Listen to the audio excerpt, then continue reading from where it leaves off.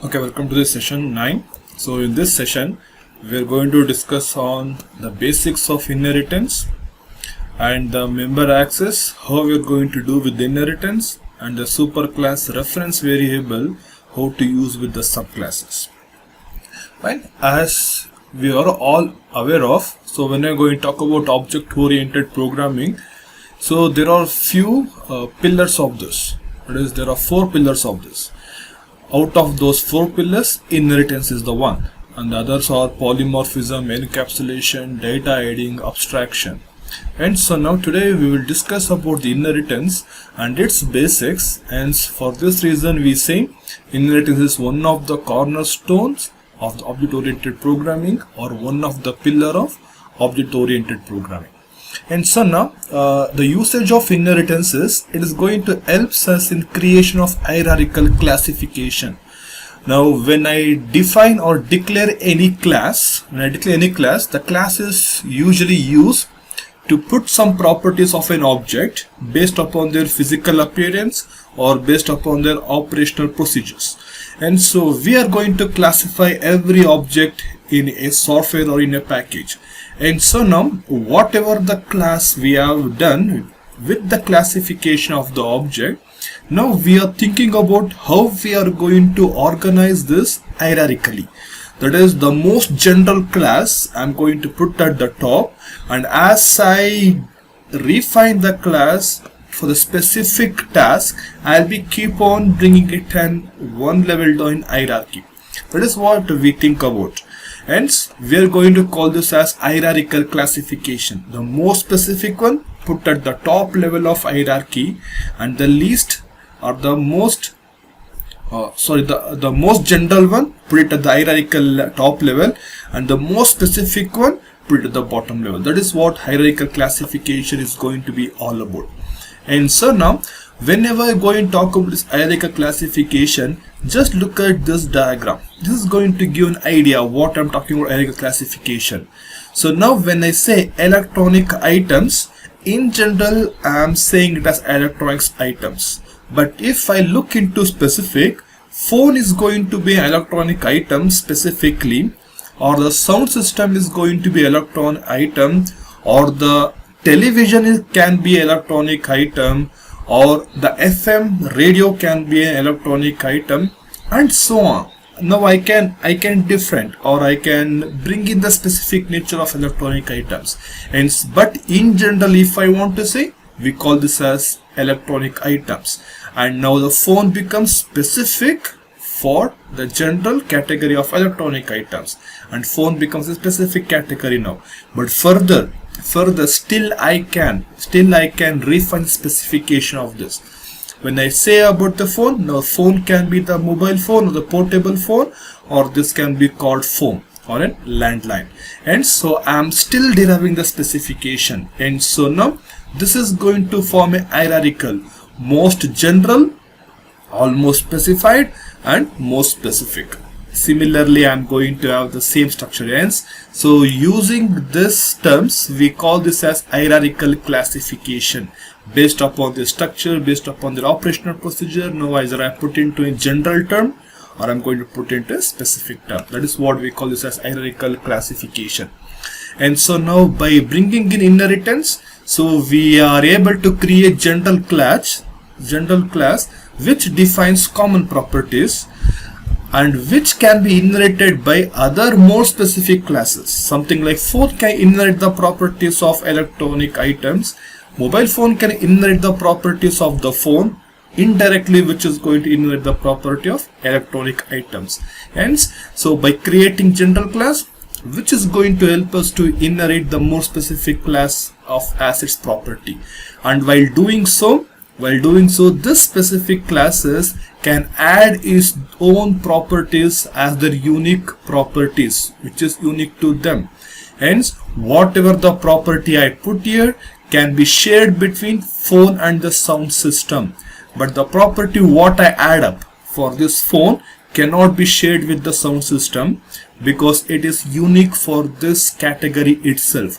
Same as if I am going to have mobile phone, along with the property what I inherit or share with these two classes directly and indirectly, now I can add up my own unique properties, and this properties need not or cannot be shared with this other property class.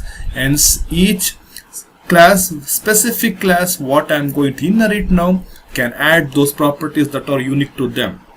Hence when I am talking about general class, when I am talking about specific class, this becomes a general term. So technically we are going to call a general class as a super class, and the class which is going to act as specific class, we call this as subclass. Hence we are going to have a class that is inherited is called a super class. From whichever the class we are going to say I am going to inherit something from this class, we are going to call this as super class. And a class that does the inheriting, the class which is right now inheriting the property from the super class or general class, we are going to call this as subclass. And a subclass is a specialized version of a superclass because it can add up its own property, a unique property which belongs to its own classes. Hence that is what we say a superclass and a subclass. Or in other term, I can call this as parent class and I can call this as child class, in whatever the terminology you're going to put into. So now when I'm going to have inherit or inheritance, so the subclass is going to inherit all instance variables, that is the data members and as well as methods of the superclass, as well as adds its own properties or data members or member functions too. This is what the superclass and the subclass is going to do with. So now just look at one more example. Now I am going to have an inheritance here. Now person is a general category or the person is a general classification. Fine. So which I do with the living being things. And so now when I say a person, every person should have a name, whether he works for any firm or as any professional, but he should have a name. Hence the name becomes a general term, designation becomes a general term, and the learn operation, so the learn procedure or whatever the operation he could perform, a person can learn, a person can walk, a person can eat. Now all these are the general terms which I am putting into general class. Right now we are going to call this as superclass because in a few minutes we are going to inherit the properties from this. And now I have got three subclasses now, and now this subclasses is going to call as specific classes. Now specifically I am saying person is a programmer. Now this class is going to inherit the name, the designation, the learn, walk and the eat, the common properties of a person, as well as is going to add up its own properties which is unique to the programmer class, hence the company name and the coding operation or coding function. Similarly, a person can be a dancer, inherits the basic properties or the common properties and adds up the group name, to which group dance they belong to, and the operation is dancing. In the same way with the singer. And this is where we talk about the inheritance is going to inherit all the instances, whether it can be data member or member function, and the methods of superclass, and adds its own properties to the data member or the member function. This is what the inheritance is going to do all about. Now with this few programmatically basics of inheritance, how we should declare a inheritance, how we are going to make sure the inheritance is going to be in our program. And for this, as I told you, so now you are aware of what is superclass and what is subclass. Now whenever you want to make use of the inheritance concept in your program, you need to make sure that we are going to use the extend keyword. We are going to use the extend keyword. And so now I am going to have a class called as A with one data member, and class B which is going to have another data member or its own data member. So now if you just look at these two classes, I am not using any extend keyword here. Just look at these two classes. I am not using any extend keyword. But now just look at this. Just look at this declaration. Instead of having class B like this, I am going to have a class B which is going to extend class A That is where I am using the keyword extends. So this statement stands as class B is going to extend A, hence B extends from the class B, that is whatever the properties class A has, using those properties of class A, B is going to extend itself by its adding up its own properties. That is what.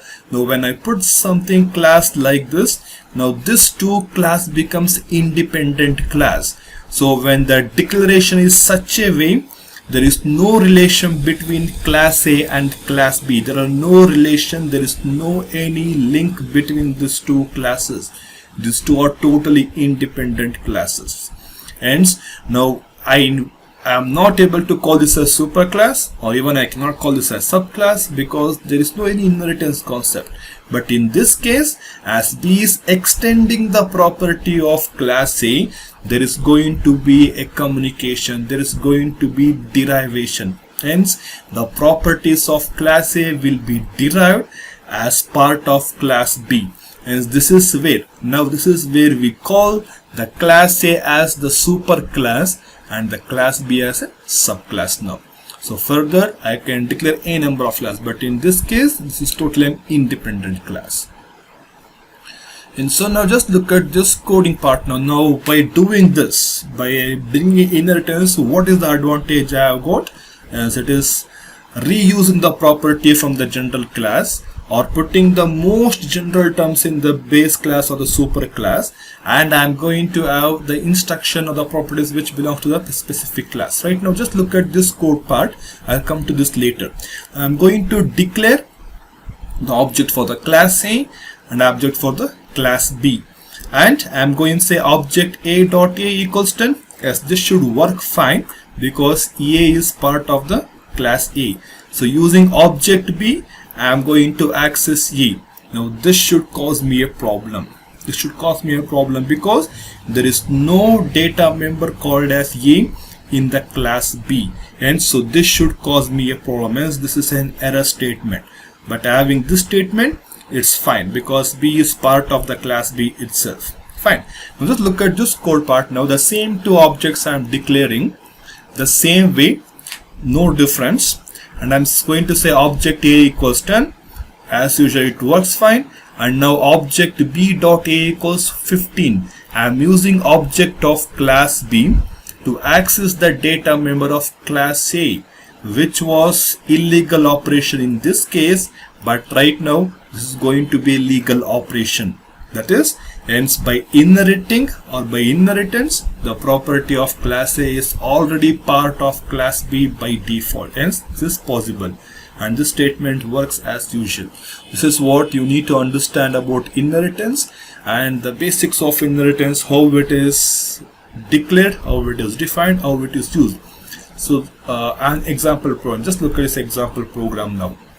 I am going to have class A with the two data members, and I am going to have void show ij, where I am going to print the value of I and j.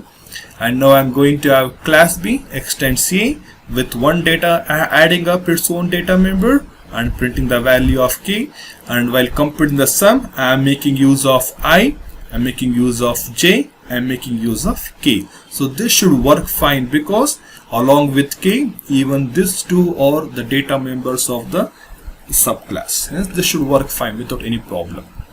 Hence I hope you are clear enough with this class declaration. Now I am just going to create a super object for the class A and super object or sub object for the class B. I can access I and j from the super object, but I cannot access k because B is going to inherit from A. The vice versa is not true. It doesn't tells or it doesn't give the authority for class A to use any of a member of the class B. It is just I am giving or I am making the B to inherit the property of class A, but it doesn't mean that A is also going to inherit the property. The reverse direction is not allowed or doesn't happen. Hence I can use only I and j using super object. I cannot use k. and show ij is the member function of A, I can use this. Whereas in the subclass object sub OB, I can make use of I can make use of J, I can make use of K, I can call the member function of the superclass, I can call the member function of the subclass, and one more member function of the subclass. So now this is how the inheritance is going to work. Now with this, just look at this conclusion, what I can make about inheritance basics. A superclass is completely independent and standalone class. That is, now whenever we are going to have a superclass, so this superclass is completely independent still, and it can still survive alone. It can stand alone by itself. So once you make a class a superclass, it doesn't mean that it is going to lose its properties. It is going to have its property. Still you can use the superclass to declare its own object and use that object independently without any link between its subclasses. I can do that. And a subclass can be a superclass for another subclass. And so now I am going to have a class A which will be inherited by class B. Now class B becomes a subclass now. Further, I can have a class C which is going to inherit from the class B. Hence now class B becomes subclass for class A and the class B becomes superclass for class C. Hence I can have a subclass can act as superclass depending upon how we are going to inherit the class. And the next point. So now when I say no class can be superclass of itself. So remember this. So a class cannot be superclass itself. Hence so class A cannot inherit class C. Remember this point. And one superclass for any subclass. If I say there is one subclass, that subclass should contain only one superclass. A superclass can have n number of subclasses. Remember this. A superclass can have n number of subclasses. Something like this. I am just going to have class A, class T. If these two are subclasses, which will be inherited from class B, this is possible, but the reverse is not possible, what I am showing right now. That is, so one subclass cannot have two superclasses, but one superclass can be inherited with more than one subclasses. That is what we call this as multiple inheritance. Whenever a single class will try to inherit the property from two or more classes, we call this as multiple inheritance. I am inheriting from different classes, and superclass 1, superclass 2 is what happens for the class B, and this is not possible in your Java program. The Java does not support multiple inheritance. Remember this point. Fine, but it supports a few other type of inheritance which I'll discuss in next section. But right now just understand, so one superclass should be for any subclass. Fine. The second point, Java does not support multiple inheritance, and the general form of an inheritance can stand like this. So we are going to have a class, subclass name, extends, the keyword, and the superclass name which we have already defined or declared, and the body of the subclass. This is what the general form is going to stand like. Fine. So now when we are going to have the inheritance, we talked about member access or the access specifiers. So until this point of time, you are aware of public and private, how the public and private is going to work. Actually, when I use the class or when I define a class in my program, and now we will see what this two is going to do along with the new access specifier called as protected.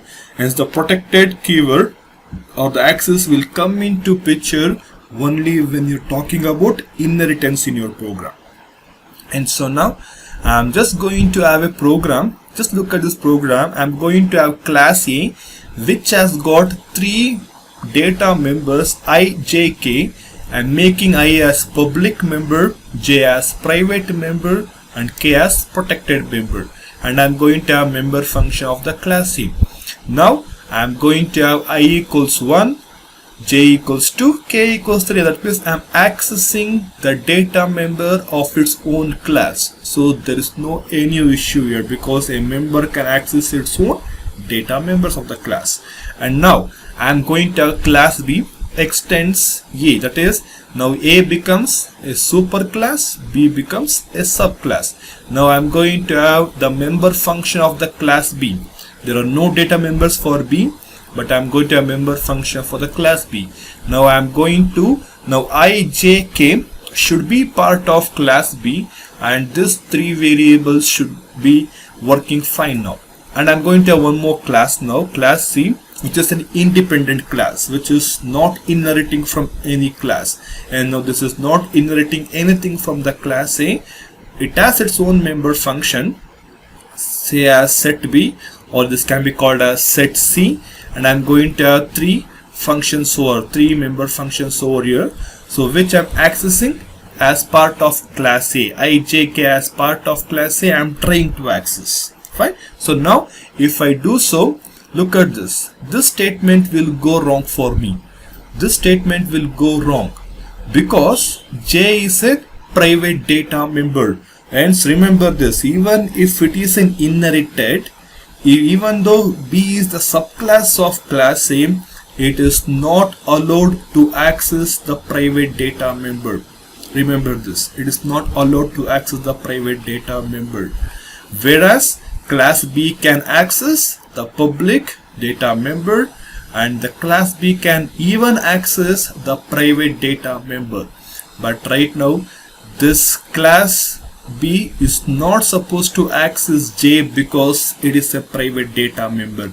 Though J is part of class B, the class A has not given the authority for the class B to make use of the private data member. So remember this point.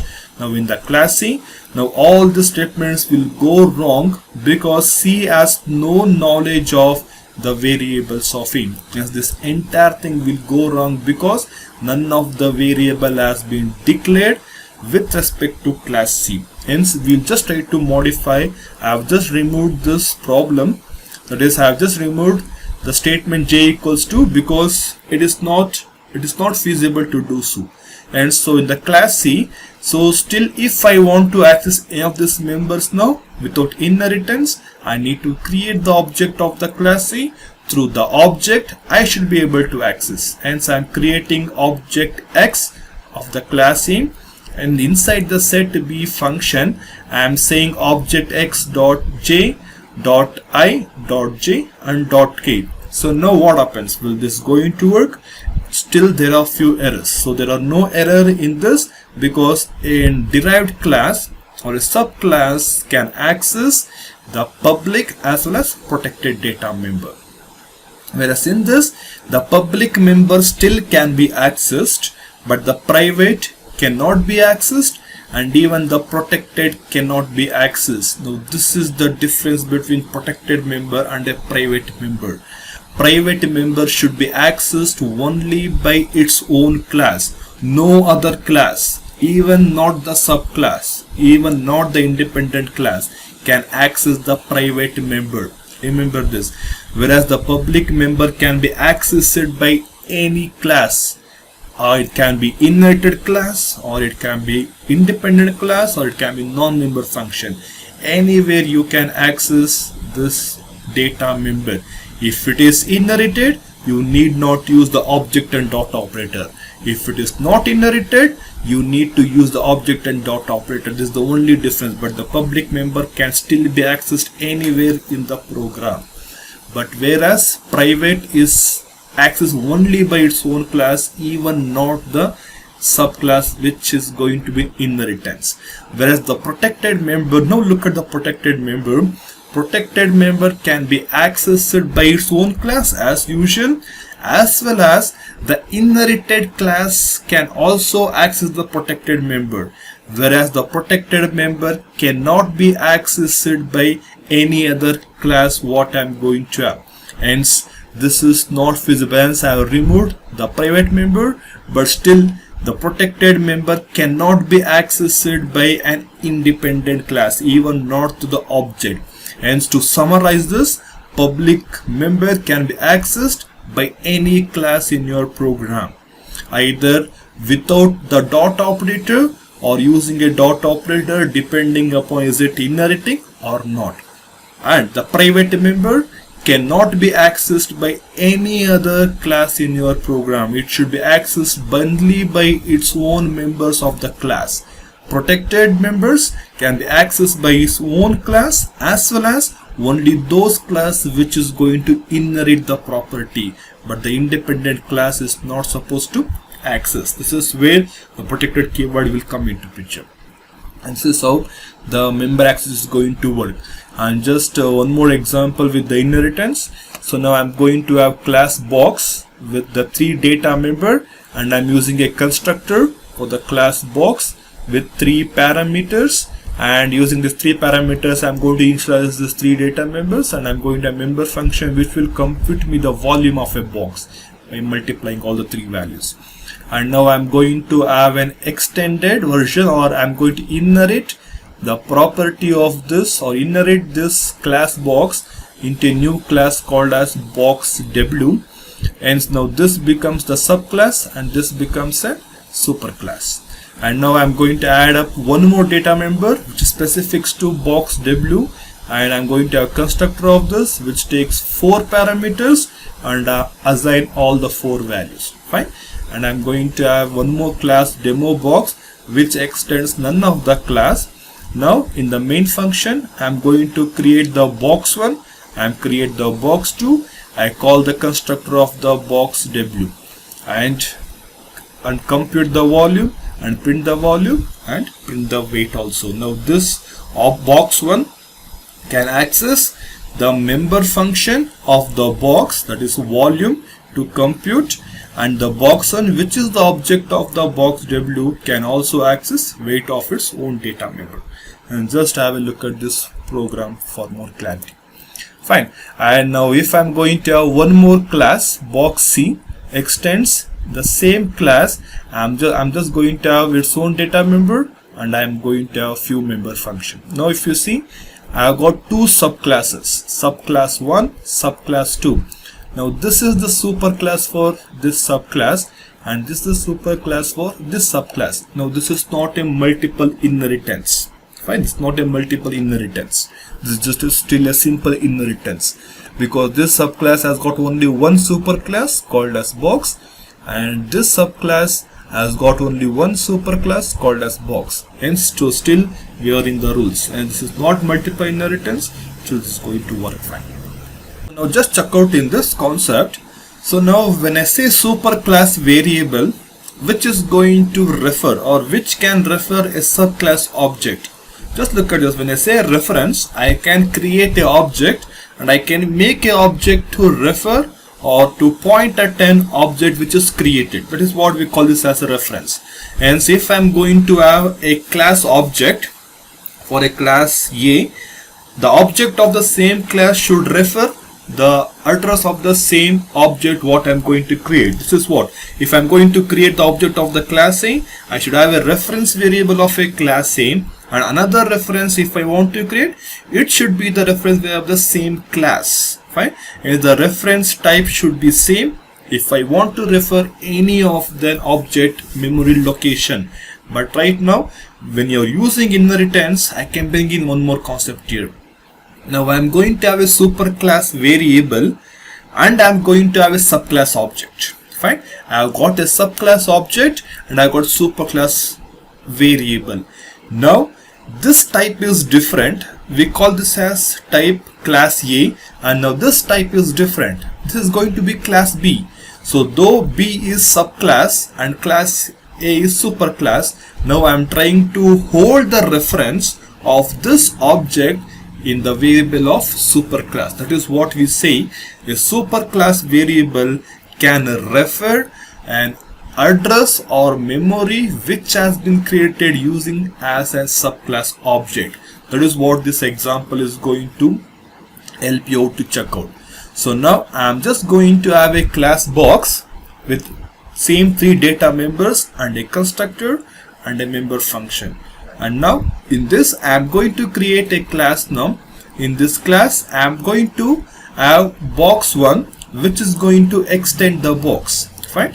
Now I'm going to have a superclass here, and I'm going to have a subclass here with its own data member as well as its own constructor. Now just look at this. I'm going to create the object for the subclass, that is box W, and subbox equals new, calling this constructor by passing the 4 parameters, and I'm going to have its own local data member. And now I'm going to say volume equals subbox, which is the object of the class box W, and I'm calling the member function volume, which is the member function of class box. Hence a subclass object can call the member function of a superclass. This will work fine. It will compute what is the volume, and the volume is printed as a output, as well as the sub box can make or print the value of weight. Hence now this statement should work fine, and even this statement should work fine. And next I am creating a variable for the superclass, that is box sup box. Now sup box becomes a superclass object, and now I am just going to now assign the address or the location of subbox, because the object has been created but no object has been created, because I am not using new keyword. If I don't use new keyword, no object will be created. Hence I am not creating any object of the superclass type. I am just creating a variable which I can use to refer any other object which I am going to create further.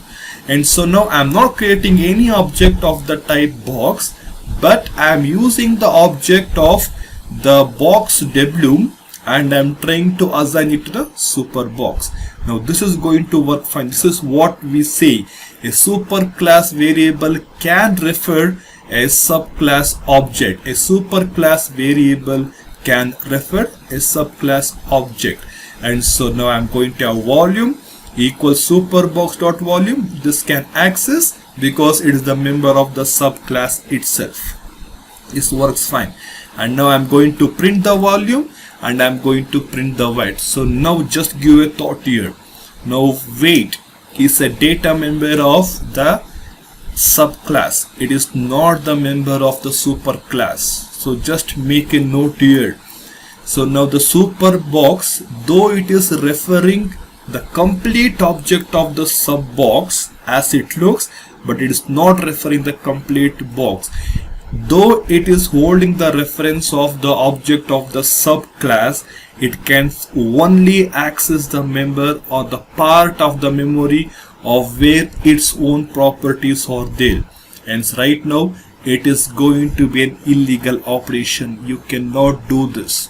Even though the reference is same, referring the same memory block, the super object doesn't have the authority to access the data member of the subclass, because the superclass doesn't have any knowledge about the properties or data members of the subclass, whereas subclass has the complete knowledge of the superclass, but the vice versa is not true.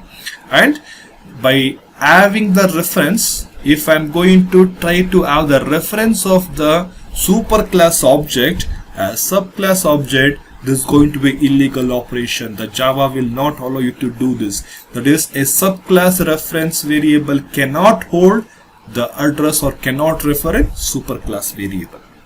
Hence the vice versa is not possible. Now just look at this explanation what I have made. I'm just going to put into a pictorial representation now. So now just look at this, the same two classes. When I execute this, what happens? Yes, a new object is created for the type box W. Box W creates a new object, and this sub box object will point at this entire object now. Hence this sub box, when I create the object, it creates the object for the variables and the functions of the superclass, that is the width, height and the depth and the volume, as well as the constructor. It is going to create the properties of all this, as well as it creates the memory for its own property weight, and as well as the constructor of its own. And so now the sub box is pointing at the entire memory because the sub box inherits all the properties of the superclass. And so now in the next statement when I say box super box, so now the super box right now has been created, but no object is created using new operator and no assignment has happened right now, and the sub box is pointing nowhere. Hence we say it is going to point at the null value.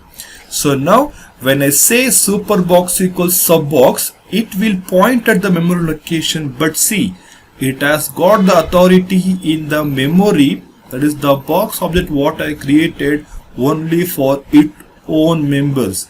It has no authority or doesn't have any reference for the members of the derived class. So this is why we are going to end up with this error.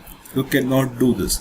And as well as when I'm going to say super sub box equals super box, now super sub box object is able to hold this big object, and when I say sub box equals super box, you are giving shortage of memory which it cannot hold.